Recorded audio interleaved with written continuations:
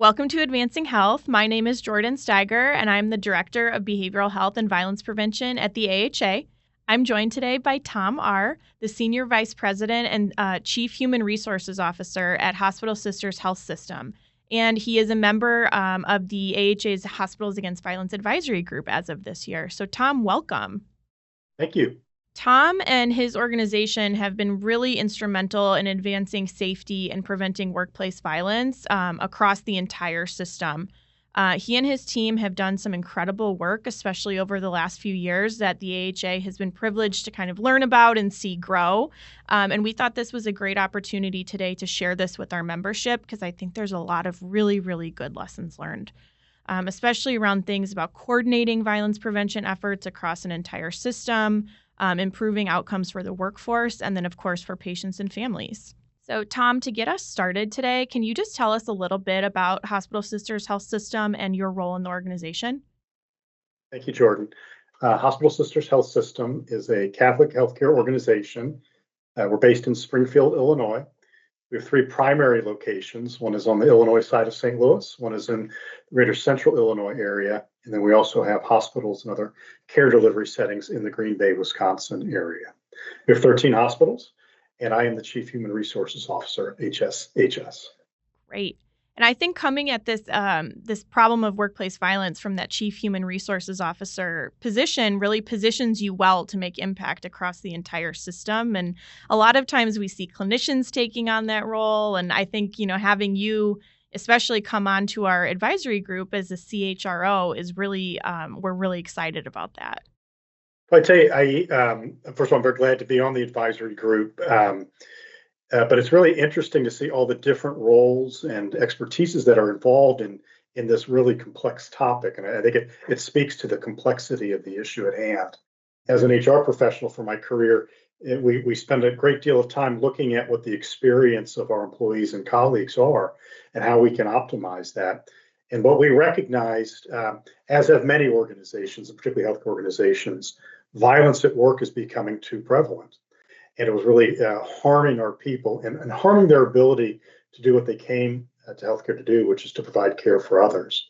So we see it part and parcel with the work that we do to try to create positive work environments for everyone who is working here. And so naturally, in our organization fits into to the HR space, but I can see where it fits into safety, security, nursing, other clinical areas just as easily. Just happened to be one that really gained traction for us at HSHS.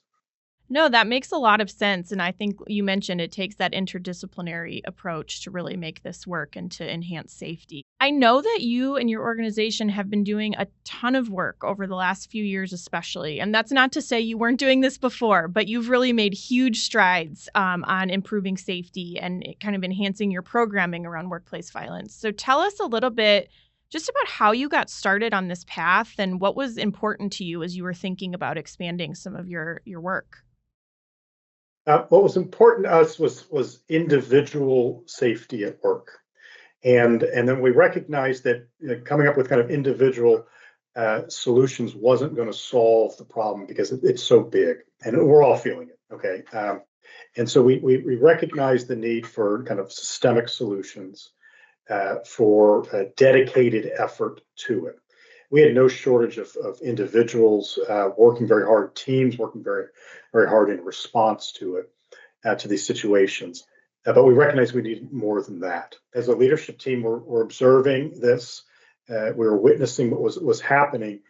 We just recognized the need for a more comprehensive solution, which really happened about 18 months ago for us. It's really when we decided to get serious around what we're going to do, and that initiated a number of activities that have led us to where we are today.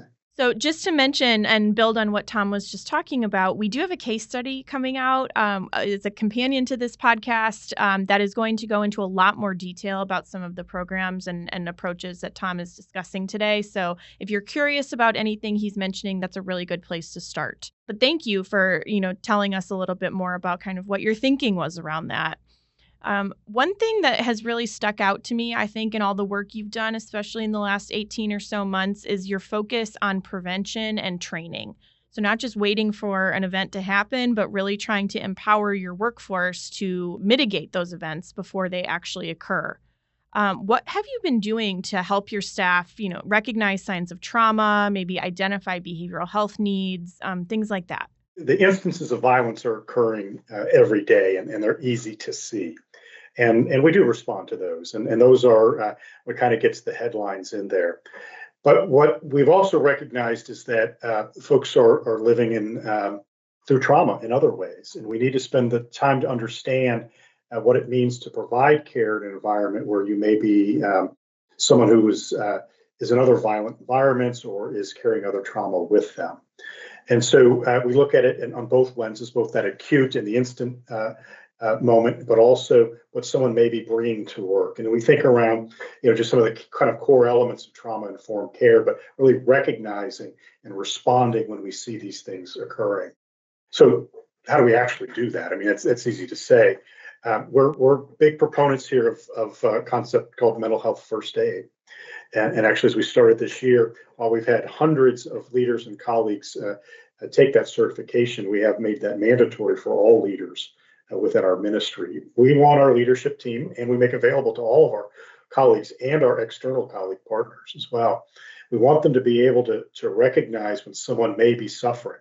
It could be work related, but I'll tell you, it's also home related and community related. And we want them to recognize that so that they can help that person get to kind of on a healing path, whatever that might be for them. Certainly, mental health first aid isn't around providing that long-term treatment, but at least recognizing when there may be a situation that can be addressed. By addressing it, makes the colleague, it makes the work environment stronger, is something that we want to give to all of our leaders so that as part of their role in managing others, they're looking out for their welfare. I think that makes a lot of sense. And just like you said, that empowerment to understand that like you are seeing someone on their worst day at their worst time. And that doesn't excuse violence, but it certainly, helps you understand where they're coming from maybe a little bit more. And that leads to prevention, I think, in some cases at least. I think it does. And you try to think through not only is it around recognizing it in someone on your team, but maybe even recognize it on that family member who's coming in. Okay. And so it causes a different set of initial reactions there. And we think that's valuable that you have that even if it's just a momentary pause to think around what is going on here. That's so preventative. Things can escalate very quickly. We, as do many other organizations, have de-escalation training and things of those rights. But this adds another layer to that we think has been very beneficial for us. Absolutely. And I mean, mental health first aid is something that is out there in every community. And I think a really smart approach for your system to take. It's accessible and it's evidence based, and we know it works. So I think that's an awesome example to share with other members. Hey, I'll add to it, which is from an HR guy here. It's not often that you get to offer a class or a program and you have wait lists. We do. And so we don't have to promote it. It's being filled every time that we offer it.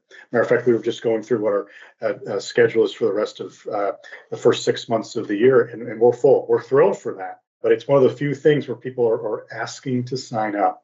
And when they walk out, they're sharing it with others. So I encourage people to consider this as a great alternative and a great vehicle for this type of learning and for the support you may want to provide within your hospitals. Absolutely. I think that's great advice to share. We know, though, that as much as we want to focus on prevention and everything, that there are still going to be incidents, unfortunately, that happen. But I think the way that you and your team have kind of put some supports in place for your staff after incidents of violence is pretty incredible. So I was wondering if you could share a little bit about some of the work you've done to really support your staff after they experience violence. Yeah, I think the first and foremost thing that we have to do is to make sure that we're recognizing it when it happens. And so we put in a number of different processes and tools to make sure that it's initiating the next level of process, next level of action that occurs there. And those are very exciting what we're doing. I'll share those with you in just a moment now. But we need to make sure that that's getting entered into our systems and so that we can take action there. I'll tell you the thing that is kind of the most heartwarming of it all for us is recognizing that particularly when violence happens at work, we do not want to re-traumatize that individual. And sometimes they need a little time away. And it makes sense if you are slapped or punched or something of that nature, ask you to come right back to work, probably isn't the best care solution that we could deliver in the moment, and certainly isn't respectful of the conditions that that colleague is facing. So we instituted last year a different classification of time off, healing time away. And much like many of you may have bereavement models or other these kind of short-term periods of time where folks can take time away, we have funded and made available this classification. So if someone needs the afternoon or the evening to kind of reground themselves, or perhaps they need the next day off before they're ready to come back in there, they can take advantage of that without having to take time off for their vacation or their holiday or otherwise. I believe that we had an example right before the holidays that it would have been a choice between taking holiday time away with their family or coming back to work and not being ready to do so. This was a fantastic bridge for them. We had a concern that it might be overused, and it really it's not been. It's been pretty judiciously used, but we've had a number. I'll say it's more than I can count on my 10 fingers of times of which we've used it, and it's been of great value to those individuals. It's a terrific thing that we've done for them, and it really sets the stage better for their reacclimation to work, and for them to recognize, for our colleagues to recognize that we do value and respect them, and knowing that this can be difficult. Now we do other things as well. I mean, we have kind of care kits and toolkits for leaders on how to check in with others. Already mentioned the mental health first aid to see if there's any lingering topics related to that. But care for our colleagues is super important, and that's where we spend a lot of our time in the event these things occur, and we're not naive to believe that they're not occurring. I love this example, and I'm so glad you brought it up. If you didn't, I was going to ask you about it because I think this is something that other systems can really emulate. Like you said, everyone has a bereavement policy. Others have maybe volunteer time away, things like that. This is, I think, putting something in place really sends such a strong message to your workforce that you respect them as, professionals, you respect their mental health. And their well-being, and you want them to be at their best so they can provide the best care to your patients too. I have not heard of other hospital systems doing this. They might be out there, but I think this is a really, really shareable model. And I'm so excited that you brought it up so others can learn from it. You mentioned a few things like you wanting to make sure that like things are being reported and, recorded as quickly as possible, like events. How are you using that data and reporting and maybe even enhancing the amount of reporting, because we hear from members a lot that these events are kind of going unreported? Yeah, it's kind of hard to manage something that you don't understand how frequently they're occurring. And we know they're occurring. We know that they're occurring twice a day. Okay. And we would not have known that otherwise. Now, this is the spectrum of different types of ways in which violence is lived. Okay. And so it's not always just a punch in the face. It could be other things as well. It could be harassment or bullying, lots of other different types of activities that really harm the individual. We do ask and we reinforce with our colleagues, with our leaders, report it. We need to know. And it's given us some great insights into certain things like which units, at which type of day, which circumstance. For some reason, it's Thursdays. What are these things that are happening which allow us then to do other things with that? Like, well, do we need to do different types of resource deployment? Are there certain conditions in place that are causing this to occur? How do we address those? We do meet monthly on this at a global level to say, what are we seeing? And what should we do based on that? And that's with our security team, that's with our care delivery teams, just different groups across the organization. We say, what now that we know this, our quality teams, our risks teams, now that we know this, what should we do differently to try to prevent, to try to mitigate, and try to address what is going to be going on in our buildings? The more that we found, as you do with many kind of quality events, the more that you ask for reporting, the more that you get. This is always a good thing. We'd rather know than not know. And so we follow that same path as you would see, as many, I'm sure we have some quality folks on the phone where you want to get more of those so you can have good information to use to decide what do we need to do. And what we need to do could be some of those examples that I just shared, but also bigger picture things like advocacy and speaking with lawmakers and otherwise, and law enforcement officials. How can we make changes that can support the care delivery that we want to support in our buildings? Absolutely. I'm glad you brought up thinking about partnerships and advocacy. I think that's such a key part of all of this. And, one hospital or hospital system can't fix this problem alone, but it sounds like you're using the information you have to really make some positive changes. It's interesting how you say, Thursdays for some reason. I don't know why, but I mean, that's good that you know that and you can, look at your work, your staffing and understand how you can keep people safer. So that's awesome. As we're kind of winding down here, what is something that you're really proud of in all this work that you've done? I'm most proud of the way that the entire organization has leaned into it. And we have monthly all leadership meetings. Last calendar year, 3 of those meetings were dedicated to this topic. And usually there's 2 or 3 topics in those meetings. So it wasn't a one-time, here's an important initiative, let's everyone get on board. It is reinforced with regularity. So I'm really I'm proud of our whole organization for saying that this is a real concern, and we are focused on it for the long term. I'll say secondly, the work that was done by our colleagues to help to rework our patient and visitor code of conduct was transformational for us. It gave them a tool in the moment that they could use to change behaviors as they're occurring. And so I'm really proud that we were able to do that and to see it. When I round, I go and look for that. Is it visible? Is it viewable? Do the staff know where to find that? Have they had conversations with folks when they need to use it? And inevitably, I do hear stories of it being used.